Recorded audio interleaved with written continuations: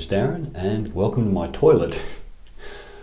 Those of you that have read the title already know why we're in here. I'm going to show you today how to change a cistern and a toilet seat.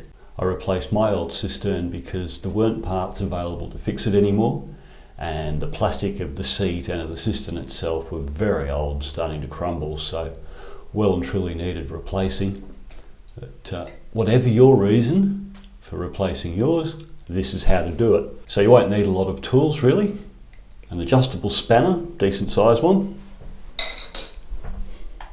and possibly a drill.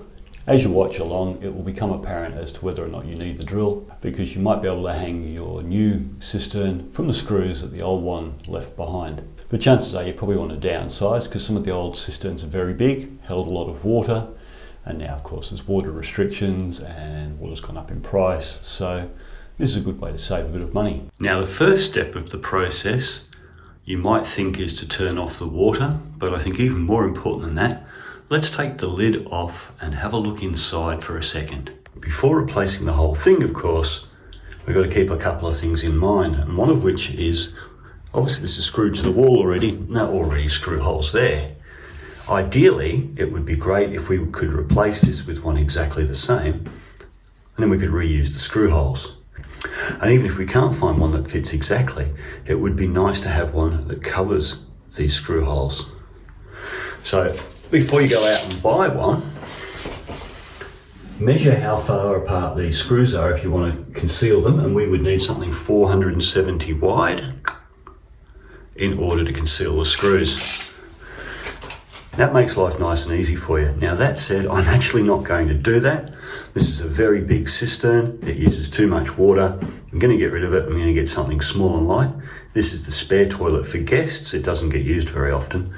So something with a small cistern is all we need. So I'm going to do that, and I will cover the old screw holes with something imaginative later.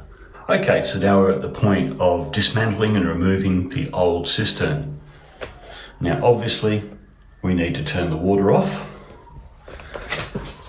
Okay, the first thing we have to do is make sure the water's off at our stopcock. I've already got it off, but just to show you. On, you can probably hear that. And off, we've turned off the water. Then we're going to come up to the flush buttons, and we're going to flush out the last of the water in the cistern. The more water we can get out of the old cistern, the less we're going to leak all over the floor. Once our cistern is empty of water, then we've got a few other things we've got to disconnect before we can remove these screws.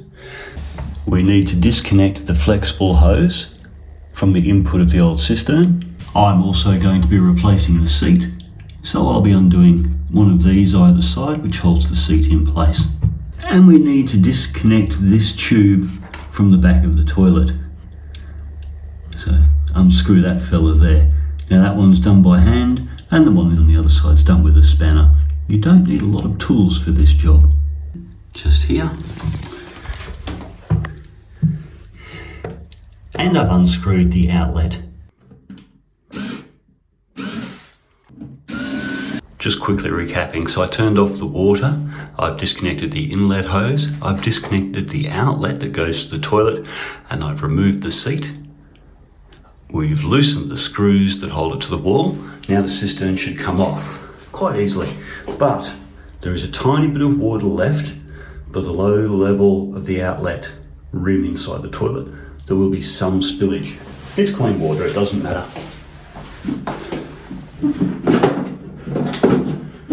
There we go. As easy as that. And I was able to actually not spill all the water, just most of it. Excellent. Now, just a couple of quick things before you start mounting anything. Firstly, there was an energy rating or water usage rating sticker here. It proved to be very difficult to get off, so just a little tip for you. Trickle some boiling water, and I do mean a small amount, a trickle of boiling water over the sticker, and remove it. Trickle a bit more boiling water and so on, just kind of pushing it back as you go. Don't put a whole heap of boiling water in one go, you don't want to buckle this. So it's just a trickle and a scrape until you've got it off. That'll leave you with some glue stuck to the front. I then remove that glue with a piece of paper towel and some eucalyptus oil. and it worked a treat. I then rubbed over the area with another piece of paper towel to make sure there was no eucalyptus oil stuck to it, so it's all gone. And now we can move on to the next bit. Here's just a couple of little bits of information that may help you if ever you need to buy these parts. So that little washer there is called a flush pipe ring. Now if you were to go to somewhere like Bunnings and buy one, they would be black and made of rubber. This one's made of silicone. I like the silicone ones better, but this came with it. They're normally hard to get, the silicone. And this fella here, which goes into the back of the toilet, is called a keyed seal, or a key seal sometimes. And these are the keys. The little ribs that make it seal at the back of the toilet. So if you need to buy either of those, that's what they're called. The flush pipe ring goes in here and forms a seal between this locking ring and this threaded pipe coming out the bottom of the cistern. Now, a keyed seal would normally go on this pipe into the back of the toilet. I already have this thing here, which I call a boot, and it goes in and clamps on the outside, so I'm going to continue to use that one. Here's something else to keep in mind. You can see here that the inlet is on the correct side for my toilet, because there's the inlet tap down there. But occasionally, in some places, you'll find the tap on the opposite side of the toilet, in which case you can move this across to here. This just unscrews, this is just a plug, comes out, that unscrews the whole thing, moves to the other side and screws in. Check that before you mount this to the wall. There is not room in here for a tripod. Okay, so I've got my piece of tape stuck to the wall. Now I'm just going to adjust it until it's level. I've got a little spirit level there. And make a couple of marks. Wait. There we go, one there. One here.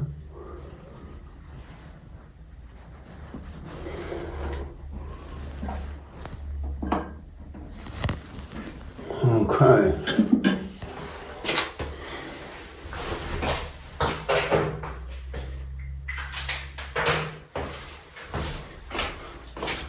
Right, now we can disconnect the cistern again and organise the whole drilling.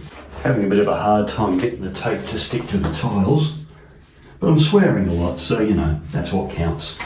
This is the bracket that holds the cistern to the wall. And so what we're going to do is we're going to come here. They were our marks from before, and we're just going to make sure this is level, which I'm sure it's not at the moment. There we go, now it is. Got that level.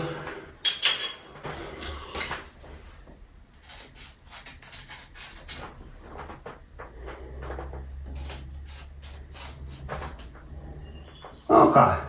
Next I'm going to use a centre punch to make a couple of little divots where I'm going to drill, so the drill doesn't wander.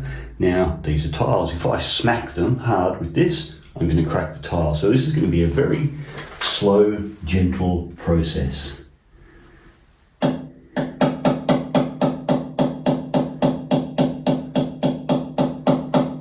And I'm going to do a small pilot hole with the drill, just enough to get a decent divot, and then follow up with the correct size drill bit.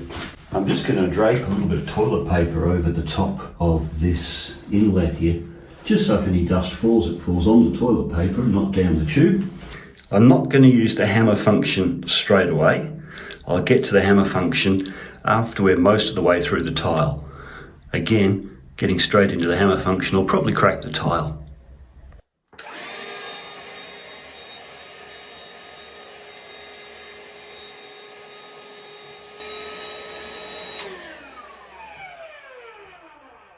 Well, my little dust extractor worked a treat then.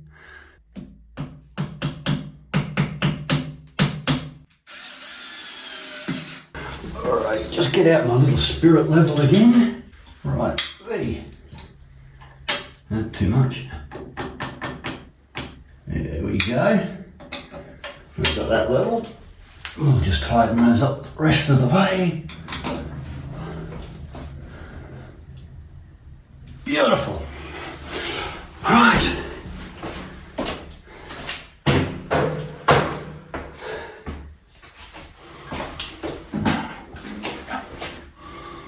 Okay, all things going well, this should now just slot on.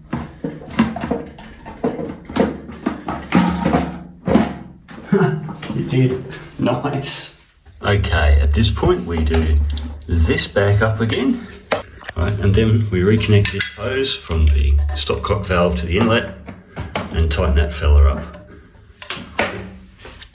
So we're nearly up to the point of fitting the seat, but before we do, we've got this little plastic shroud to put in, and we'll need to cut that to size. So what we're going to do, slide that in here. There we go. Just for clarity, what I've been calling a shroud, they call a pipe link cover. So just if you're reading your instructions and you're seeing pipe link cover, that's what I'm talking about when I'm saying shroud. I've put a little mark where I want to cut. Now I may have to cut this a second time. I'm going to cut it a little bit too long deliberately initially, because obviously if I cut it too short, that's it, it's stuffed. If I cut it too long, then I'll get a very good idea of exactly how long it needs to be. Okay, I popped down to the workshop and chopped that off to what I think is the right length. Now we're just going to put these mounts in for the actual toilet seat. So these things vary from manufacturer to manufacturer, but the concept's basically the same. This one has a screw that fits through a slotted T-piece. The T-piece goes into the toilet seat, and then it's fastened from underneath with one of the washers and one of these nuts either side. So we're just going to pop that in here and give the seat a test fit.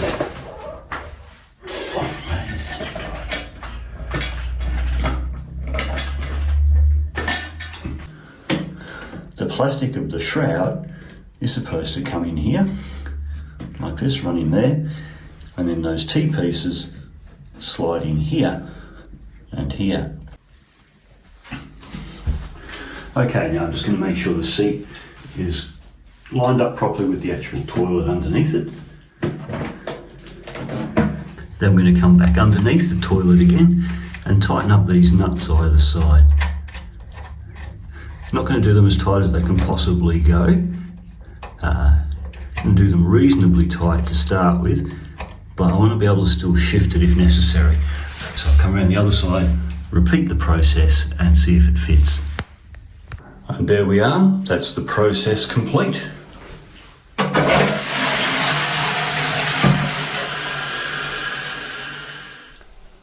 Okay, hopefully that's been of some help. Have a great day, and I will catch you back in the workshop in the next video. Bye for now.